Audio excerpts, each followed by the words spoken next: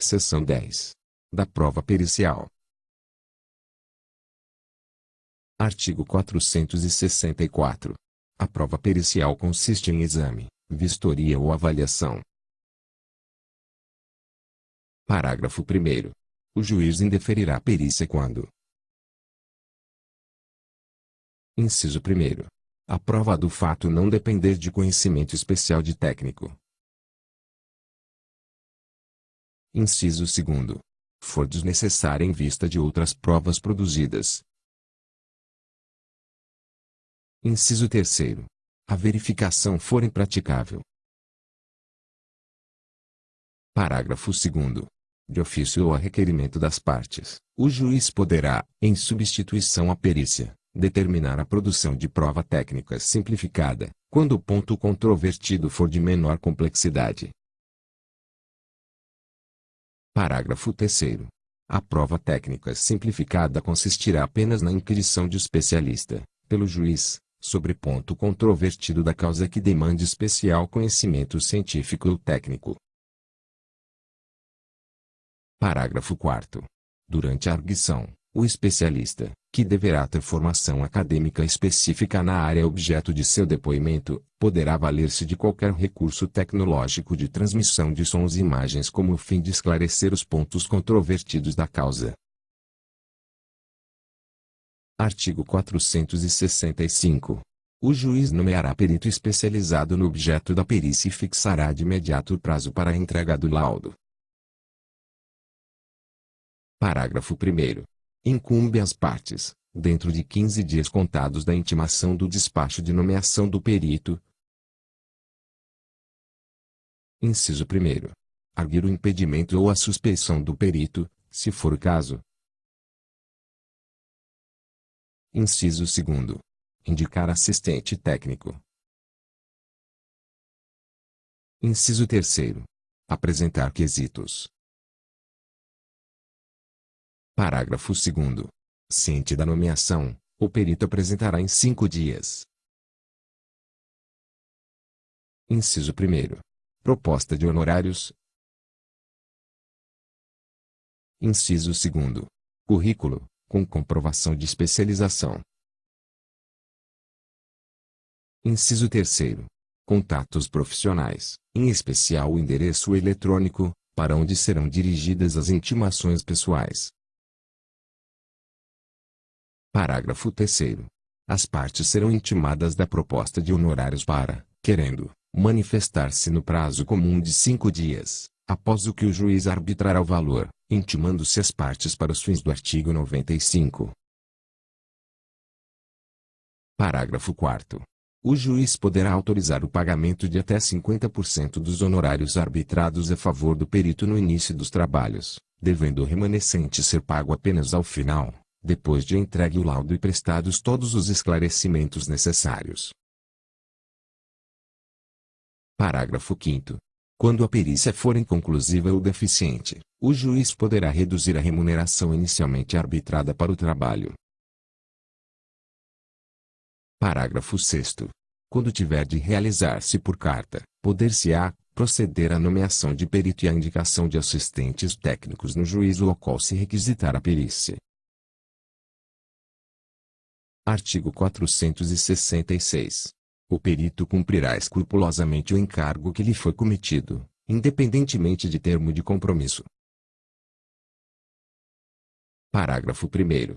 Os assistentes técnicos são de confiança da parte e não estão sujeitos a impedimento ou suspeição. Parágrafo 2º. O perito deve assegurar os assistentes das partes o acesso e o acompanhamento das diligências e dos exames que realizar, com prévia comunicação, comprovada nos autos, com antecedência mínima de 5 dias. Artigo 467. O perito pode excusar-se ou ser recusado por impedimento ou suspeição. Parágrafo único. O juiz, ao aceitar a escusa ou ao julgar procedente a impugnação, nomeará novo perito.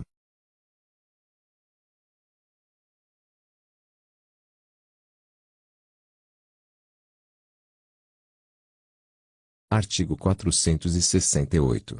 O perito pode ser substituído quando: inciso 1º. Faltar-lhe conhecimento técnico ou científico. Inciso 2º. Sem motivo legítimo, deixar de cumprir o encargo no prazo que lhe foi assinado.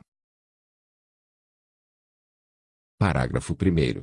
No caso previsto no inciso 2º, o juiz comunicará a ocorrência à corporação profissional respectiva, podendo, ainda, impor multa ao perito, fixada tendo em vista o valor da causa e o possível prejuízo decorrente do atraso no processo. Parágrafo 2º. O perito substituído restituirá, no prazo de 15 dias, os valores recebidos pelo trabalho não realizado, sob pena de ficar impedido de atuar como perito judicial pelo prazo de 5 anos. Parágrafo 3º. Não ocorrendo a restituição voluntária de que trata o parágrafo 2º, a parte que tiver realizado o adiantamento dos honorários poderá promover execução contra o perito, na forma dos artigos 513 e seguintes deste Código, com fundamento na decisão que determinar a devolução do numerário. Artigo 469. As partes poderão apresentar quesitos suplementares durante a diligência, que poderão ser respondidos pelo perito previamente ou na audiência de instrução e julgamento. Parágrafo único. O escrivão dará à parte contrária a ciência da juntada dos quesitos aos autos. Artigo 470. Incumbe ao juiz: inciso 1º. Indeferir quesitos impertinentes. Inciso 2º. Formular os quesitos que entender necessários ao esclarecimento da causa. Artigo 471. As partes podem, de comum acordo, escolher o perito, indicando-o mediante requerimento, desde que: inciso 1º. Sejam plenamente capazes. Inciso 2º. A causa possa ser resolvida por autocomposição. Parágrafo 1º. As partes, ao escolher o perito, já devem indicar os respectivos assistentes técnicos para acompanhar a realização da perícia, que se realizará em data e local previamente anunciados. Parágrafo 2º. O perito e os assistentes técnicos devem entregar, respectivamente, laudo e pareceres em prazo fixado pelo juiz. Parágrafo 3º. A perícia consensual substitui, para todos os efeitos, a que seria realizada por perito nomeado pelo juiz. Artigo 472. O juiz poderá dispensar prova pericial quando as partes, na inicial e na contestação, apresentarem, sobre as questões de fato, pareceres técnicos ou documentos elucidativos que considerar suficientes. Artigo 473. O laudo pericial deverá conter: inciso 1º. A exposição do objeto da perícia. Inciso 2º. A análise técnica ou científica realizada pelo perito. Inciso 3º. A indicação do método utilizado, esclarecendo e demonstrando ser predominantemente aceito pelos especialistas da área do conhecimento da qual se originou.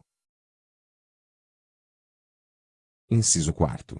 Resposta conclusiva a todos os quesitos apresentados pelo juiz, pelas partes e pelo órgão do Ministério Público. Parágrafo 1º. No laudo, o perito deve apresentar sua fundamentação em linguagem simples e com coerência lógica, indicando como alcançou suas conclusões. Parágrafo 2º. É vedado ao perito ultrapassar os limites de sua designação, bem como emitir opiniões pessoais que cedam o exame técnico ou científico do objeto da perícia. Parágrafo 3º. Para o desempenho de sua função, o perito e os assistentes técnicos podem valer-se de todos os meios necessários, ouvindo testemunhas, obtendo informações, solicitando documentos que estejam em poder da parte, de terceiros ou em repartições públicas, bem como instruir o laudo com planilhas, mapas, plantas, desenhos, fotografias ou outros elementos necessários ao esclarecimento do objeto da perícia. Artigo 474. As partes terão ciência da data e do local designados pelo juiz ou indicados pelo perito para ter início a produção da prova. Artigo 475. Tratando-se de perícia complexa que abranja mais de uma área de conhecimento especializado, o juiz poderá nomear mais de um perito, e a parte, indicar mais de um assistente técnico. Artigo 476. Se o perito, por motivo justificado, não puder apresentar o laudo dentro do prazo, o juiz poderá conceder-lhe, por uma vez, prorrogação pela metade do prazo originalmente fixado. Artigo 477. O perito protocolará o laudo em juízo, no prazo fixado pelo juiz, pelo menos 20 dias antes da audiência de instrução e julgamento. Parágrafo 1º. As partes serão intimadas para, querendo, manifestar-se sobre o laudo do perito do juízo no prazo comum de 15 dias, podendo o assistente técnico de cada uma das partes, em igual prazo, apresentar seu respectivo parecer. Parágrafo 2º. O perito do juízo tem o dever de, no prazo de 15 dias, esclarecer ponto. Inciso 1º. Sobre o qual exista divergência ou dúvida de qualquer das partes, do juiz ou do órgão do Ministério Público. Inciso 2º. Divergente apresentado no parecer do assistente técnico da parte. Parágrafo 3º. Se ainda houver necessidade de esclarecimentos, a parte requererá ao juiz que mande intimar o perito ou assistente técnico a comparecer à audiência de instrução e julgamento, formulando, desde logo, as perguntas, sob forma de quesitos. Parágrafo 4º. O perito ou assistente técnico será intimado por meio eletrônico, com pelo menos 10 dias de antecedência da audiência. Artigo 478. Quando o exame tiver por objeto a autenticidade ou a falsidade de documento ou for de natureza médico-legal, o perito será escolhido, de preferência, entre os técnicos dos estabelecimentos oficiais especializados, a cujos diretores o juiz autorizará a remessa dos autos, bem como do material sujeito a exame. Parágrafo 1º. Nas hipóteses de gratuidade de justiça, os órgãos e as repartições oficiais deverão cumprir a determinação judicial com preferência, no prazo estabelecido. Parágrafo 2º. A prorrogação do prazo referido no parágrafo 1º pode ser requerida motivadamente. Parágrafo 3º. Quando o exame tiver por objeto a autenticidade da letra e da firma, o perito poderá requisitar, para efeito de comparação, documentos existentes em repartições públicas e, na falta destes, poderá requerer ao juiz que a pessoa a quem se atribuir a autoria do documento lance em folha de papel, por cópia ou sob ditado, dizeres diferentes, para fins de comparação. Artigo 479.